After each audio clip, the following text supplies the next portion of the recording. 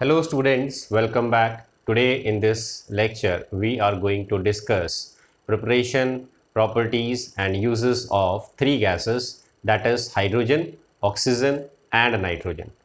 Let us begin with hydrogen gas.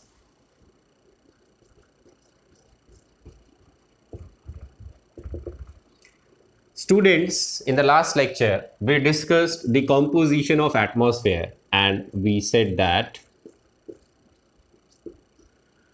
78% of the atmosphere is nitrogen gas, 21% of the atmosphere is oxygen gas, and 1%, the rest 1% is rest of the gases. So hydrogen gas, which is present in the atmosphere, is present in very less amount. It is counted in this portion. Now, hydrogen gas, it is a lighter gas, so the probability of finding this gas near the surface of earth is very less. तो हम यहाँ पर ये point note कर सकते हैं. Since H2 gas is a lighter gas, so the percentage abundance of hydrogen near the surface of earth is very low and it is found in the higher atmosphere. तो ये ऊपर की जो layers हैं atmosphere की उसमें ज़्यादा मिलती है और नीचे की जो हमारी ट्रोपोस्फेयर है इसके अंदर इसकी अबंडेंस उतनी ज़्यादा नहीं है. नाउ हाइड्रोजन गैस, इसका जो मॉलिक्यूल है H2, it is made up of two atoms, that is H single bond H.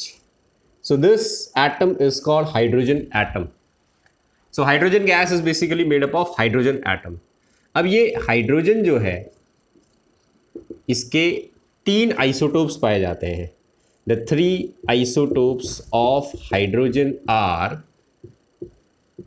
1H1, this is called protium.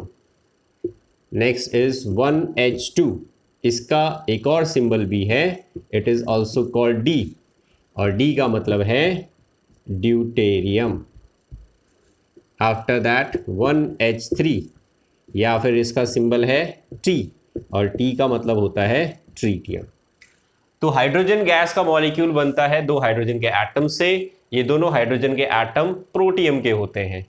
सो अगर हम बेसिकली देखें तो हाइड्रोजन एलिमेंट जो है इसके 3 आइसोटोप्स पाए जाते हैं, प्रोटियम, ड्यूटेरियम और ट्रीटियम. इन तीनों आइसोटोप्स में से मोस्ट अबंडेंट आइसोटोप जो है हाइड्रोजन एलिमेंट का वो कौन सा होता है?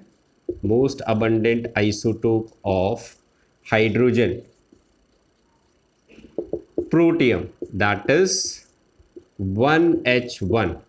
तो नेचर में जितनी भी हाइड्रोजन गैस एग्जिस्ट करती है उस हाइड्रोजन गैस को बनाने के लिए जो एटम यूज हुआ है वो प्रोटियम है, और ये 99.98% नेचर में जो हाइड्रोजन एग्जिस्ट करता है 99.98% प्रोटियम की फॉर्म में एग्जिस्ट करता है. इसके बाद जो सेकंड मोस्ट अबंडेंट है वो है ड्यूटेरियम. ड्यूटेरियम 0.0156%, इतना पोर्शन जो है वो ड्यूटेरियम की फॉर्म में एग्जिस्ट करता है हाइड्रोजन का. तो ड्यूटेरियम का मतलब 1H2, तो ये हेवियर आइसोटोप हो गया. Tritium is found in traces, found in traces. तो बहुत ही कम अमाउंट में देखने को मिलता है, 1 in 10⁻18 पार्ट्स, इतना कम अमाउंट में मिलता है. इसका मतलब क्या हुआ कि अगर हम 10⁻18 एटम्स जो हैं वो हाइड्रोजन के देखें तो उसमें एक एटम हमें ट्रीटियम का मिलेगा. इतने सारे एटम्स अगर हाइड्रोजन के तुम इकट्ठा करते हो तो उसमें से एक एटम मिलने की पॉसिबिलिटी रहती है ट्रीटियम की. इतना कम अमाउंट में ये नेचर के अंदर प्रेजेंट होता है. तो सबसे ज़्यादा अबंडेंट आइसोटोप जो है हाइड्रोजन का वो कौन सा हो गया? प्रोटियम। ये हो गया हाइड्रोजन गैस का इंट्रोडक्शन और हाइड्रोजन एलिमेंट के आइसोटोप्स। अब हम चलते हैं प्रिपरेशन ऑफ हाइड्रोजन की तरफ। हाइड्रोजन गैस H2 गैस, इसको हमें क्या करना है? प्रिपेयर करना है। तो देखो बच्चों, इसकी प्रिपरेशन हम 10th क्लास से पढ़ते हुए आ रहे हैं। एक बार हम यहां पर रिवाइज भी कर लेते हैं। We are going to discuss preparation of H2 gas. आपने 10th क्लास में रिएक्शन पढ़ी थी, reaction of metal with water. देखिए, हम 10th क्लास में एक क्वेश्चन पढ़ते थे कि sodium metal must be kept in kerosene. इसी तरीके से पोटेशियम जो है उसको भी कैरोसिन के अंदर डिप करके रखा जाता है। Why? In order to avoid their contact with moisture और एयर। तो यही रिएक्शन जो है वो हम यहाँ पर लिखने वाले हैं फिर से। सोडियम मेटल अगर मॉइस्चर के कॉन्टैक्ट में आ जाए या फिर पानी के अंदर अगर डाल दिया जाए सोडियम मेटल को, पोटेशियम को, रुबीडियम को, सीजियम को, ये सभी मेटल्स जो एल्कली मेटल्स कहलाते हैं और फर्स्ट ग्रुप के अंदर आते हैं, इनकी रिएक्टिविटी बहुत ज़्यादा होती है मॉइस्चर के साथ या वाटर के साथ।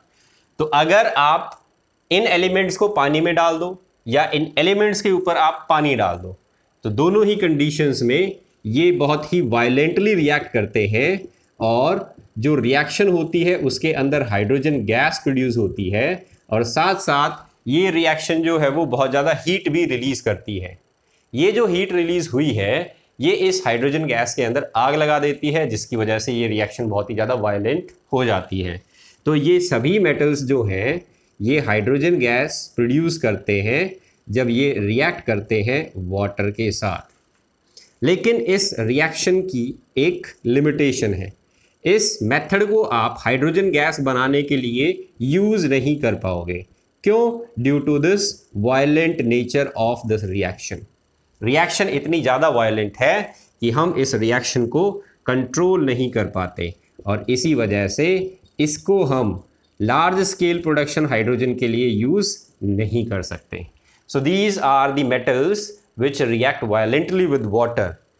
कोल्ड वाटर के साथ ही रिएक्ट कर रहे हैं, तो इसको आप फर्स्ट रिएक्शन लिख लो, and this is reaction with cold water.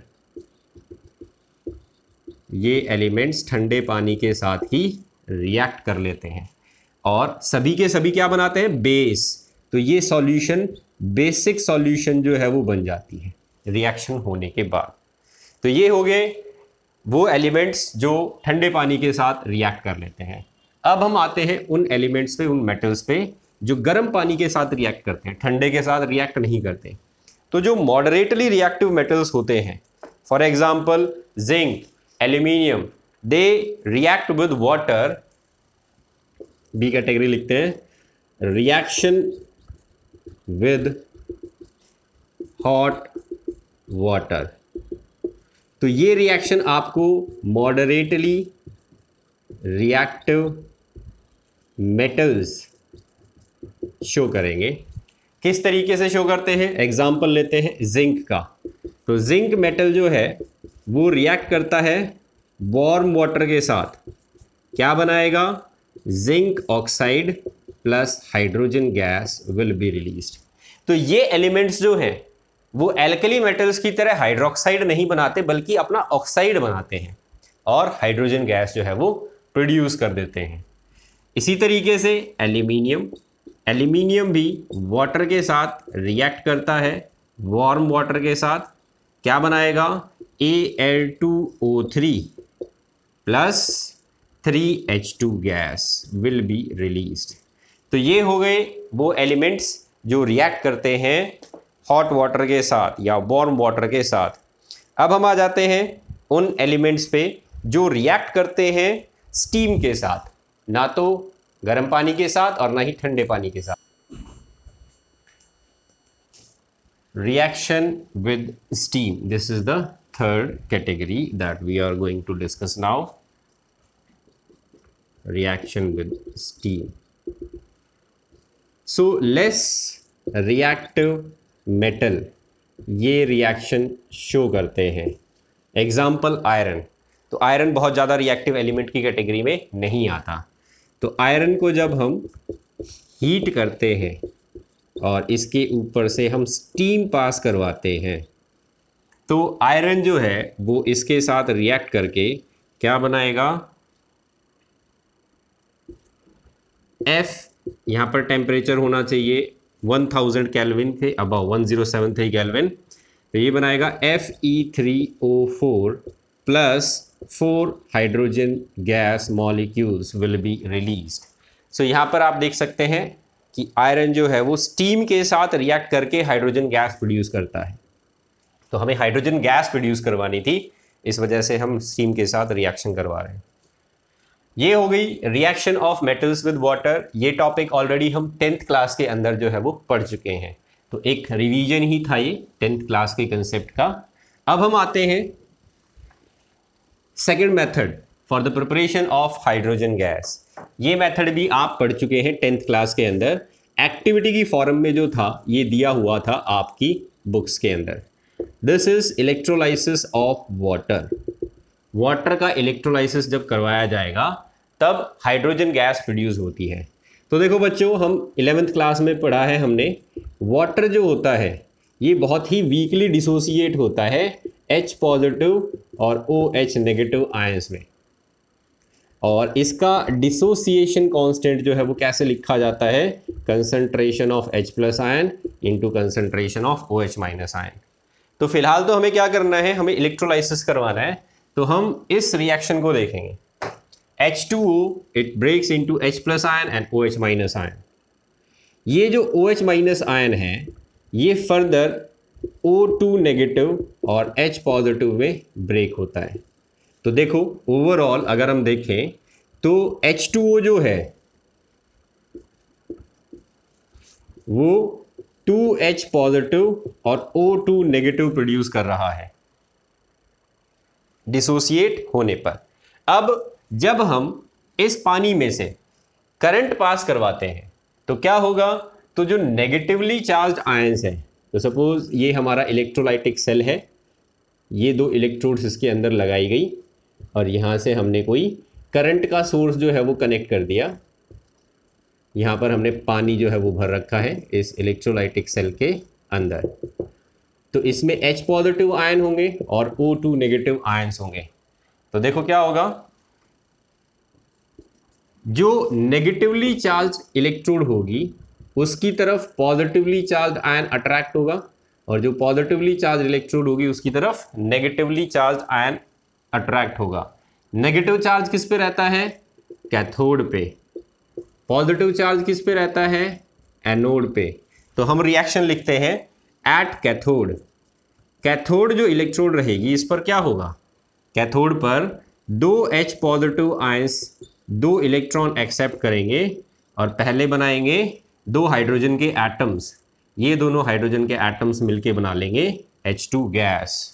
तो ये रिएक्शन हो जाती है कैथोड के ऊपर और हाइड्रोजन गैस प्रोड्यूस होती हुई हमें दिखेगी एट कैथोड। अब बारी आती है एनोड की।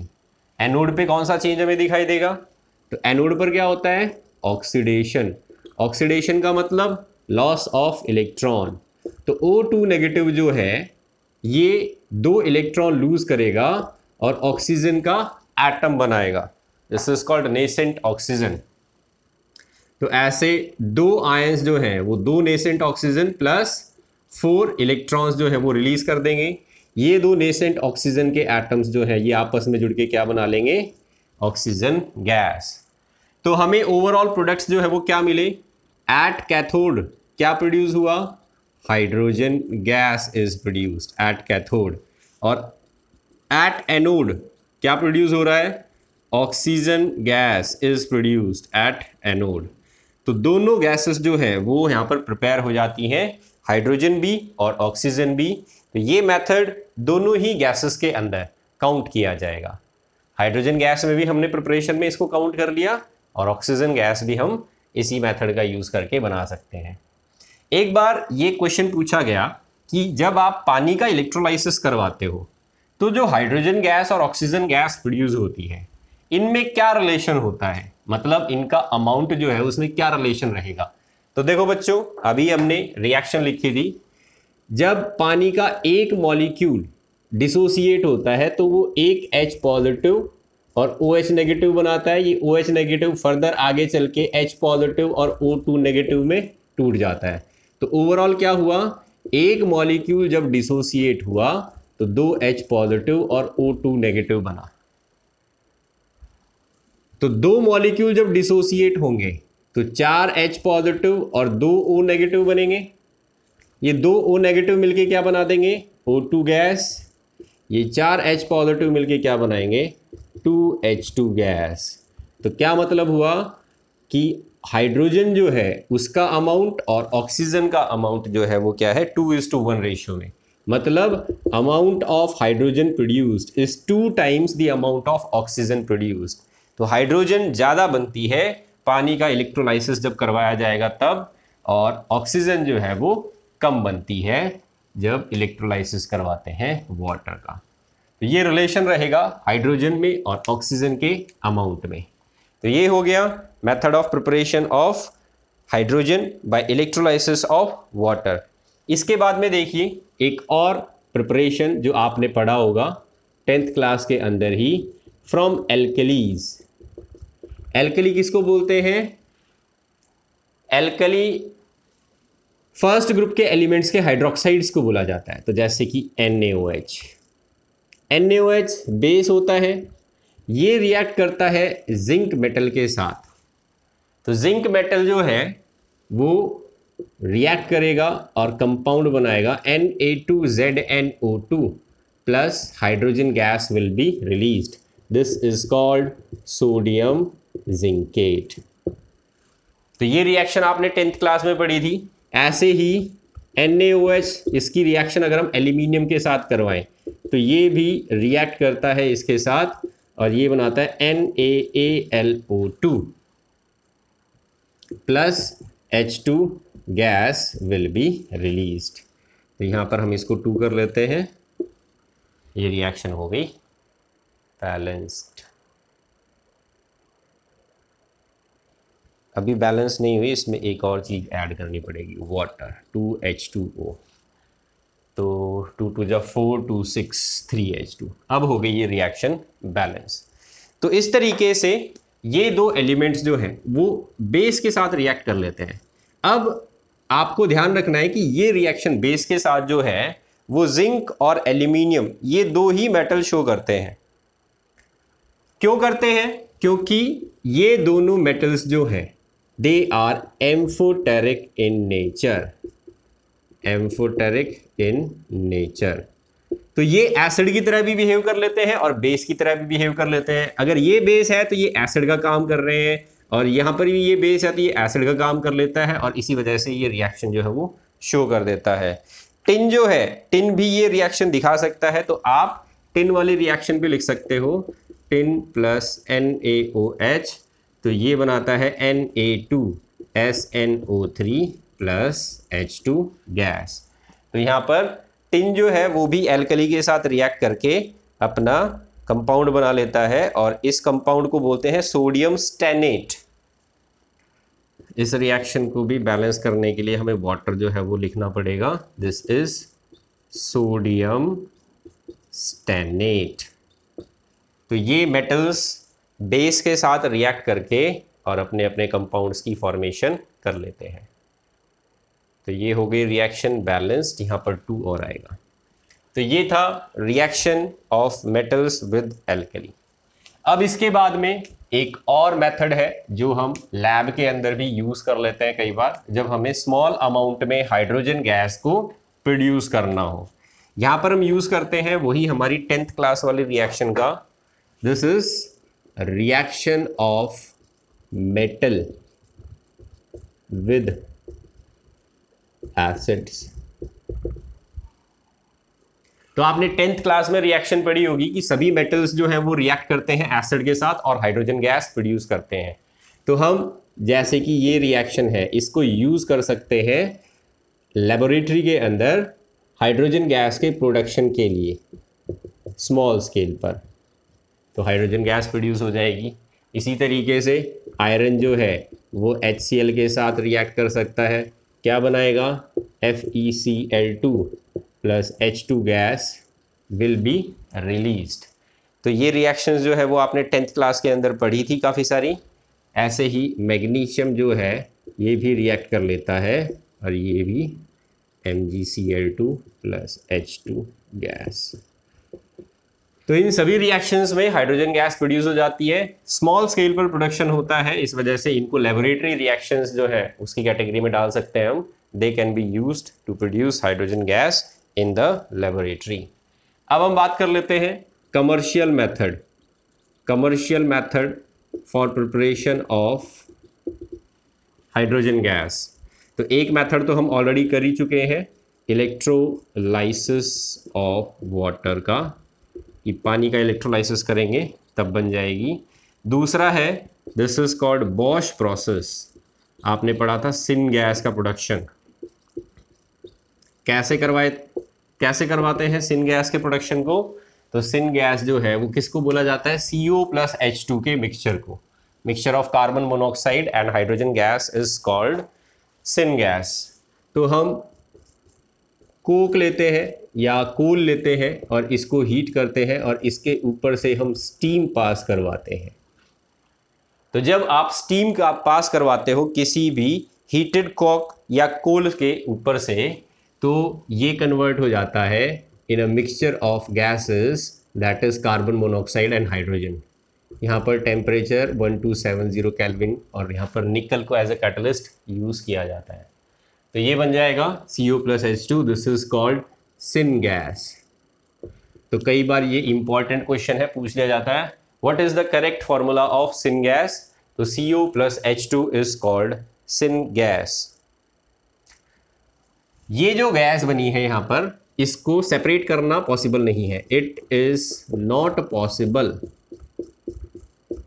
To separate CO from H2। तो हम एक और रिएक्शन करवा देते हैं, this is called water gas shift reaction. क्या हुआ था इसके अंदर, वाटर गैस शिफ्ट रिएक्शन में इसको दोबारा से स्टीम के साथ मिक्स करते हैं हम सिन गैस को, और इसको फिर से हम हीट कर देते हैं।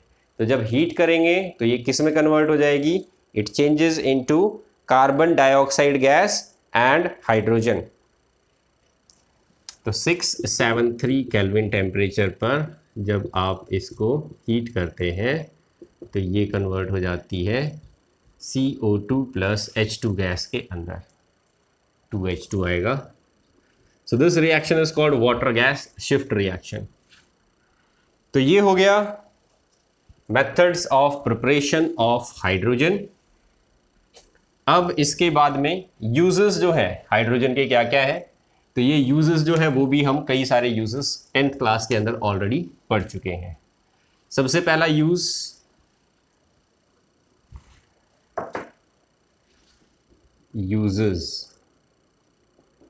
First used in reduction of metal oxide. Metal oxides के रिडक्शन में यूज़ किया जाता है हाइड्रोजन गैस को। तो हाइड्रोजन गैस जो है ये ऑक्सीजन के साथ कंबाइन कर लेती है और क्या बना लेगी, वाटर बना लेगी।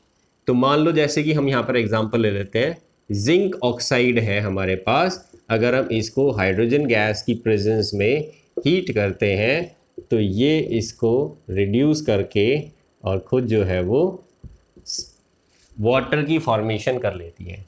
तो यहाँ पर removal of oxygen from metal देखने को हमें मिला। रिमूवल ऑफ ऑक्सीजन का मतलब क्या होता है, रिडक्शन, इस वजह से इसको बोला जाता है रिडक्शन ऑफ मेटल ऑक्साइड। इसी तरीके से Fe3O4 प्लस H2 गैस, इसको हीट करेंगे तो 3Fe प्लस 4H2O। तो ये हो गई रिएक्शन, ये रिडक्शन हमें देखने को मिल रहा है यहाँ पर। तो ये आ गया इसका first use, it is used in the reduction of metal oxide. Second use जो है वो used for hydrogenation of vegetable oil. Hydrogenation of vegetable oil में यूज किया जाता है हाइड्रोजन गैस को। तो आपने पढ़ा था ये, दिस इज वेजिटेबल ऑयल। तो वेजिटेबल ऑयल बेसिकली क्या होता है, अनसैचुरेटेड हाइड्रोकार्बन्स होते हैं। जब हाइड्रोजन गैस के साथ इनको पास करवाया जाता है ओवर प्लैटिनम, पैलेडियम या निकल, तो ये क्या करते हैं, ये इसको रिड्यूस कर देते हैं, CH आएगा यहाँ पर। तो दे चेंजेस इनटू सैचुरेटेड हाइड्रोकार्बन, और इसको क्या बोलते हैं हम, दिस इज घी। तो ये वेजिटेबल ऑयल था और ये घी में कन्वर्ट हो गया। डालडा घी इसी तरीके से बनाया जाता है। तो हाइड्रोजनेशन ऑफ वेजिटेबल ऑयल, इस रिएक्शन के अंदर हम यूज देखते हैं हाइड्रोजन गैस का। तो ये हो गया यूज ऑफ हाइड्रोजन। इसके बाद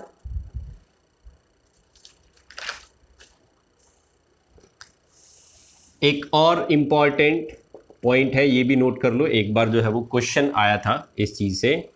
which of the following compound is used for the storage of hydrogen. 4 options दिए गए थे, तो उनमें से करेक्ट ऑप्शन था मेटल हाइड्राइड। तो यहां पर preparation of metal hydrides, metal hydrides basically बनाए जाते हैं for the storage of hydrogen gas. तो देखो बच्चों, एल्कली मेटल्स जो होते हैं जैसे कि सोडियम, पोटेशियम, ये रिएक्ट कर लेते हैं हाइड्रोजन के साथ। तो यहां पर आपको हाइड्रोजन जो है वो एक मेटल के साथ जुड़ा हुआ मिलेगा, this is called metal hydride.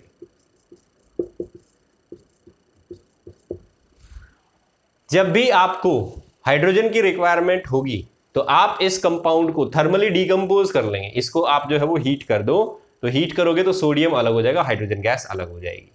तो ये मेटल हाइड्राइड्स जो है इनको इसी वजह से हाइड्रोजन गैस के स्टोरेज के लिए यूज किया जाता है। और जब भी रिक्वायरमेंट होती है तब इनको हम थर्मली डीकंपोज करके और क्या कर लेते हैं, हाइड्रोजन गैस को सेपरेट कर लेते हैं। तो सोडियम, पोटेशियम, कैल्शियम,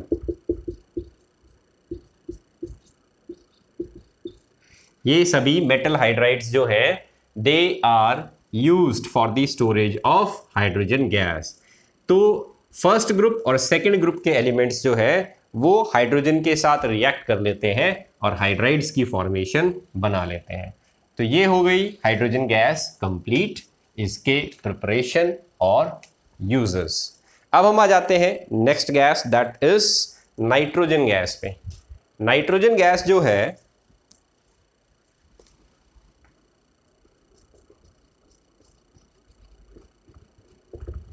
आप लोगों ने पढ़ा था अभी थोड़ी देर पहले, 78% of the air is nitrogen gas.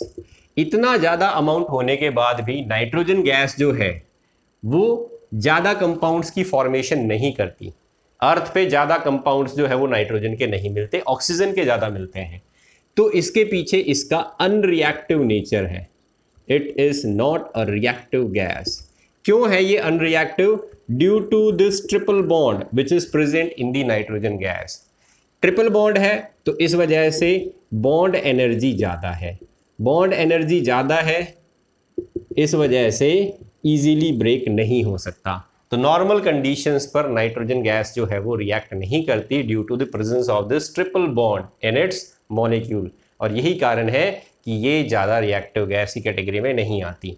But still आपने पढ़ा होगा बायोलॉजी के अंदर कि nitrogen is required for the proper growth of plants, और इसी वजह से प्लांट्स जो होते हैं उनके अंदर एक नाइट्रोजन फिक्सिंग बैक्टीरिया प्रेजेंट होता है जो एटमॉस्फेरिक नाइट्रोजन को कन्वर्ट कर देता है नाइट्रेट के अंदर और उसको सॉइल के अंदर एनरिच कर देता है। तो नाइट्रोजन फिक्सिंग बैक्टीरिया जो है वो एग्जाम्पल राइजोबियम, ये प्रेजेंट होता है लेग्यूमिनस प्लांट की रूट्स में, लेग्यूमिनस प्लांट्स की रूट्स के अंदर पाया जाता है और इसका काम होता है एटमॉस्फेरिक नाइट्रोजन को नाइट्रेट्स में कन्वर्ट करना। ये नाइट्रेट्स जो है वो एक तरीके से बायोलॉजिकल फर्टिलाइजर का काम करते हैं और ये प्लांट्स की या जो हमारी क्रॉप्स हैं उनके प्रॉपर ग्रोथ में हेल्प करते हैं। तो ये था नाइट्रोजन का importance. Nitrogen is an important gas in the atmosphere and it is essential for the proper growth of plants. अब हम बात करते हैं इसकी प्रिपरेशन की। प्रिपरेशन ऑफ नाइट्रोजन गैस, किस तरीके से नाइट्रोजन गैस को जो है वो प्रिपेयर किया जाएगा। सबसे पहला प्रिपरेशन आ जाता है from ammonium nitrite. Ammonium nitrite एक थर्मली अनस्टेबल सॉल्ट होता है, फॉर्मूला होता है ये। अगर आप इसको हीट करते हैं तो ये ब्रेक हो जाता है नाइट्रोजन गैस और वाटर में। So nitrogen gas is produced in this reaction. तो आप नोट कर लेना, it is a thermally unstable compound और इसी वजह से ये ब्रेक हो गया। Second method for preparation of nitrogen gas, ये हम लेबोरेटरी के अंदर भी यूज करते हैं। This is from ammonium dichromate. Ammonium dichromate जो है इसका फॉर्मूला क्या होता है, NH4 होल ट्वाइस Cr2O7। इसको जब आप हीट करेंगे तो अमोनियम डाइक्रोमेट को जब हम हीट करते हैं तो nitrogen plus water plus Cr2O3, ये तीन कंपाउंड्स जो है वो देखने को मिलते हैं। अब हम इसको बैलेंस कर लेते हैं, यहाँ पर 4 आ जाएगा, रिएक्शन हो गई बैलेंस। तो ये रिएक्शन जो है इसमें हमें वाटर और क्रोमिक ऑक्साइड, ये दो इंपॉर्टेंट प्रोडक्ट्स मिलते हैं, नाइट्रोजन गैस और क्रोमिक ऑक्साइड। इसके बाद एक और मेथड है, ये मेथड यूज किया जाता है डेली लाइफ के अंदर। कुछ रिएक्टिव मेटल्स जैसे कि सोडियम रिएक्ट करके नाइट्रोजन के साथ नाइट्राइड की बना लेते हैं कंपाउंड्स। तो from nitrides sodium azide, sodium azide, तो बेसिकली नाइट्राइड की बजाय इसको हम from thermal decomposition of azide लिखें।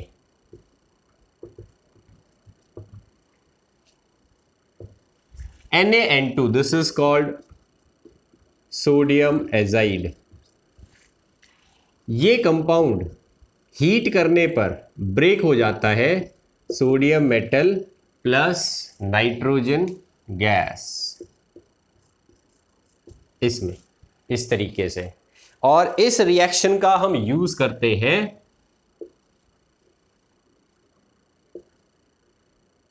(3N2) गैस गाड़ियों के अंदर।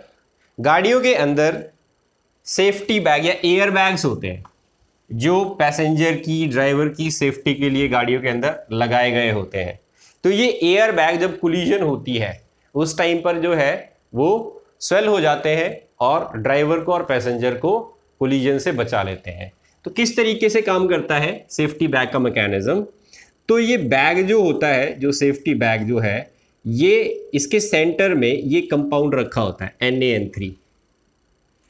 इस कंपाउंड की एक सर्किट बना के कनेक्शन की जाती है एक स्पार्क प्लग के साथ या फिर एक ऐसे मटेरियल के साथ जो स्पार्क प्रोड्यूस करता है, और इसको कनेक्ट किया जाता है एक सेंसर के साथ।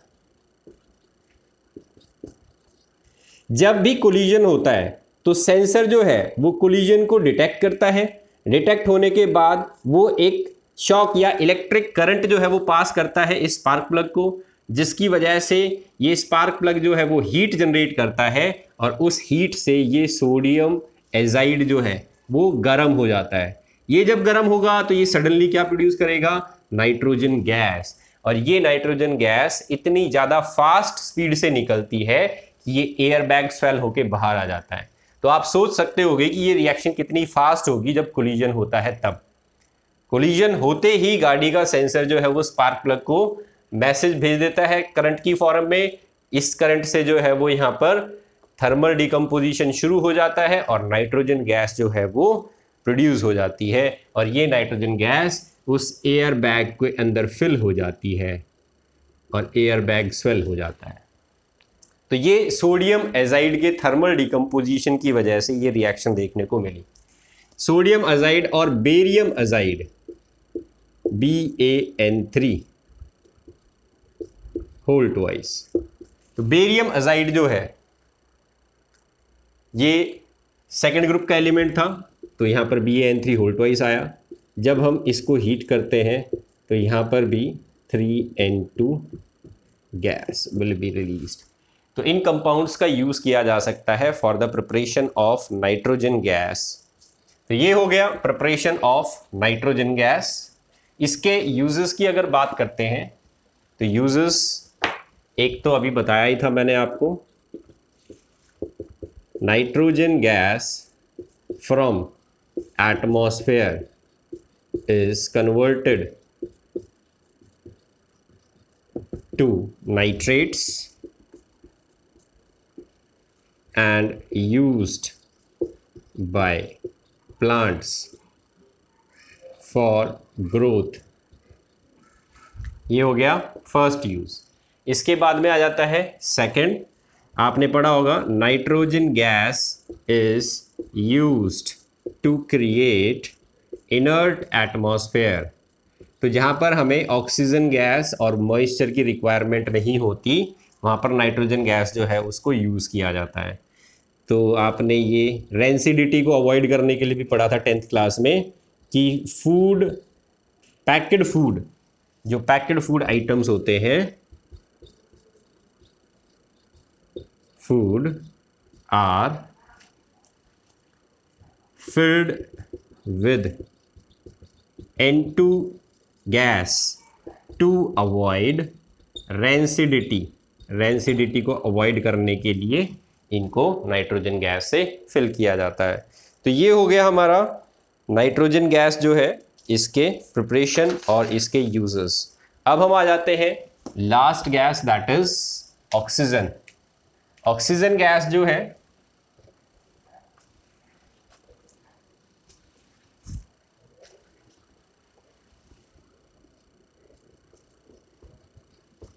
फॉर्मूला होता है O2।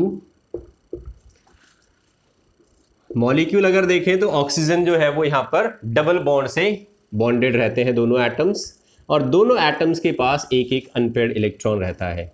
ये अनपेयर्ड इलेक्ट्रॉन इस गैस को हाईली रिएक्टिव गैस बनाता है एटमॉस्फेयर में। यही कारण है कि 21% होने के बाद भी, नाइट्रोजन से कम होने के बाद भी, धरती पर सबसे ज़्यादा कंपाउंड्स ऑक्सीजन गैस के पाए जाते हैं ऑक्साइड्स की फॉर्म में। तो यहाँ पर आप ये बात याद रखेंगे, due to the presence of 2 unpaired electron,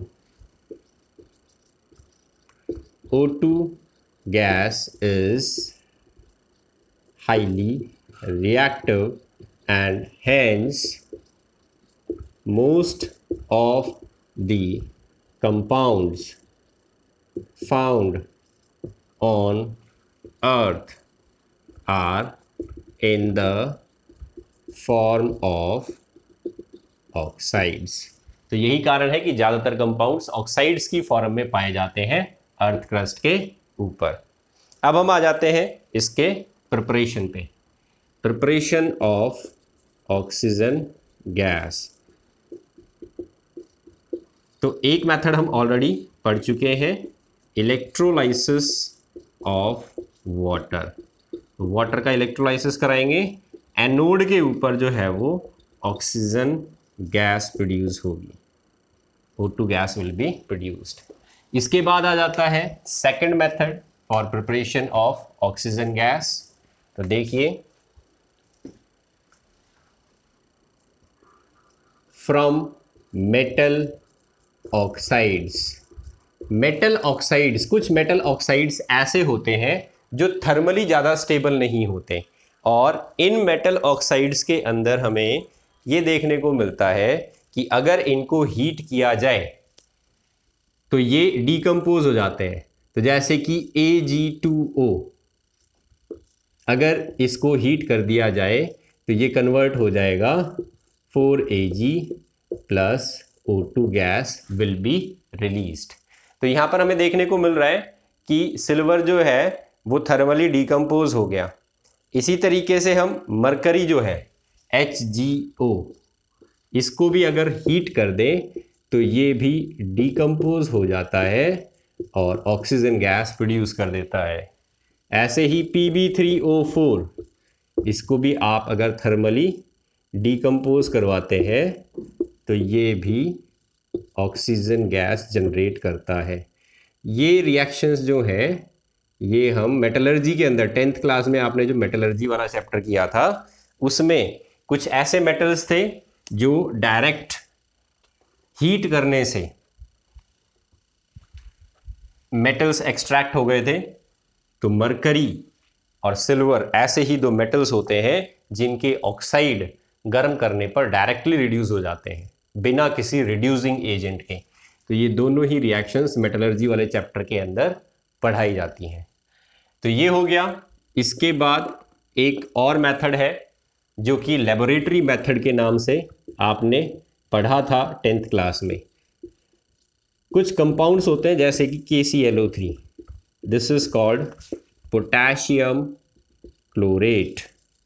potassium chlorate को जब हम हीट करते हैं तो ये थर्मली ब्रेक हो जाता है और ऑक्सीजन गैस प्रोड्यूस कर देता है। So this method can be used for the laboratory preparation of oxygen gas. तो ये हो गए methods of production of oxygen gas. अगर कमर्शियल स्केल पर ऑक्सीजन गैस को प्रोड्यूस करना है तो हमारे पास दो तरीके होते हैं, एक तो इलेक्ट्रोलाइसिस ऑफ वाटर और दूसरा है फ्रैक्शनल डिस्टिलेशन ऑफ एयर। तो यहाँ पर कमर्शियल प्रिपरेशन की अगर बात करें तो आप ये दोनों मेथड्स जो है वो देख सकते हैं। पहला इलेक्ट्रोलाइसिस ऑफ वाटर, इससे बन जाएगा, और दूसरा फ्रैक्शनल डिस्टिलेशन ऑफ एयर। तो एयर को कंप्रेस करते हैं, उसके बाद में फ्रैक्शनल डिस्टिलेशन कॉलम में से पास करवाते हैं। तो हवा के अंदर सबसे ज़्यादा ऑक्सीजन और नाइट्रोजन, ये दो ही गैसेस होती हैं। तो इन दोनों गैसेस को हम एयर के फ्रैक्शनल डिस्टिलेशन से सेपरेट कर सकते हैं। तो ये हो गए method of preparation of oxygen. इसके बाद में यूजेस जो है वो ऑक्सीजन गैस के क्या क्या है। पहला तो हमारे बॉडी के अंदर जो रेस्पिरेशन होता है, तो for respiration in plants and animals, in plants and animals में यूज हो जाता है। ऑक्सीडेशन ऑफ फूड, तो हमारी बॉडी के अंदर एनर्जी कहाँ से आती है, इन ह्यूमन बॉडी, ठीक है। इसके अलावा फॉर्मेशन ऑफ ऑक्साइड्स, ऑक्साइड्स की फॉर्मेशन जो है वो ऑक्सीजन गैस की वजह से होती है। कोरोजन जो है, कई सारे हार्मफुल इफेक्ट्स भी हैं। ऑक्सीजन जो है वो कोरोजन ऑफ मेटल्स के लिए रिस्पॉन्सिबल होता है। तो ये सारे यूजेस जो है वो हम ऑक्सीजन के देख लेते हैं। It is a supporter of combustion, supporter of combustion. तो कंबशन का प्रोसेस ऑक्सीजन की प्रेजेंस में ही होता है, ऑक्सीजन की एब्सेंस में कंबशन नहीं हो सकता। तो ये हो गया हमारा आज का टॉपिक कंप्लीट। आप इन सभी रिएक्शंस को एक बार रिवाइज कर लेना और इन गैसेस के यूजेस जो है वो इनको स्टडी कर लेना। Thank you.